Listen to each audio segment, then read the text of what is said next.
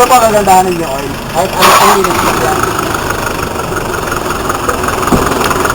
Matambay akit yun. Pero advice ko, pag nag-change oil kayo, ako ho, dati yung Orba ko, mag-change oil ako 3 months.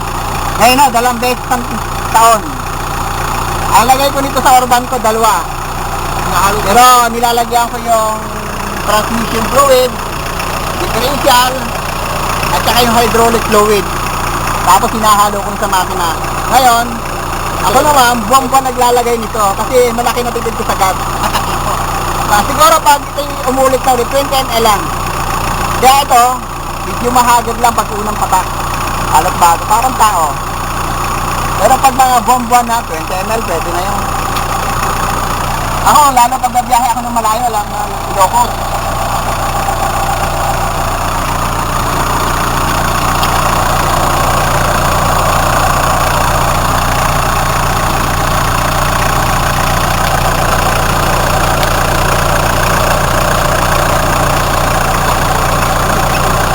Sir, pakiramdaman yung makina nyo ha. Hindi na kayo magpapatune up, sir.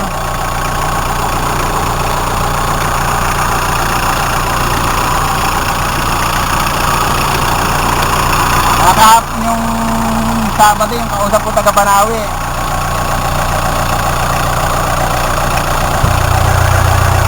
Dito ko siya lalagay para nakarekta. Oh, grabe dumi. Pero pamunas kayo. Ang dumi. Putik na. Ito grabe. Oh. Kaya magpalinis kayo yung trailer nyo. Okay.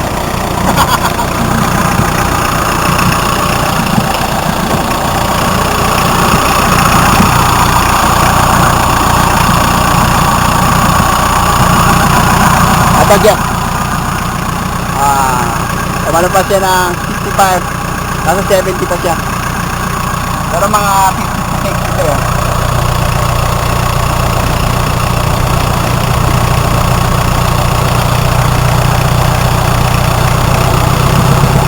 Ang bilis ano? Basta malapit ko yung kanyang ang bilis. Kaya ito napaka MMD, pag nakita nyo ilang gamit na, hindi kayo ulihin. Ilang pala na gamit yan.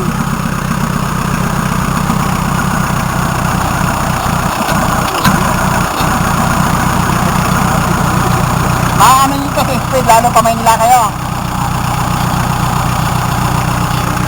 Ito hindi nakakayang ibental lang eh. Kasi yung reaksyon, ang bilis. Inubos ko yung laman niya, sir. Hindi ba ho? Ayan o. Ito natin.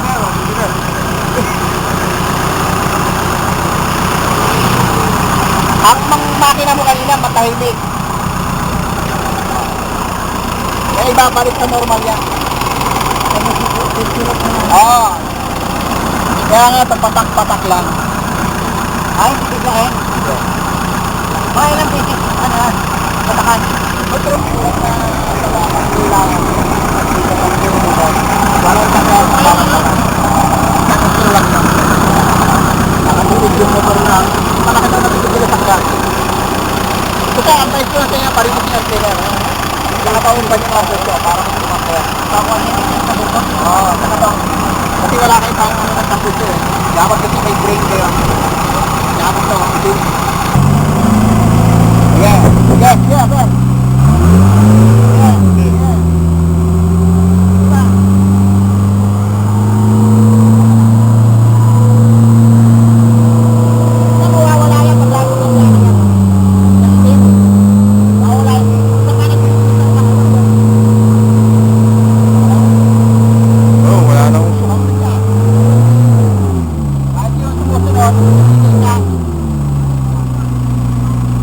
Ang ating produkto, nakakatulong tayo sa kalikasan, sa health, nakakatulong tayo.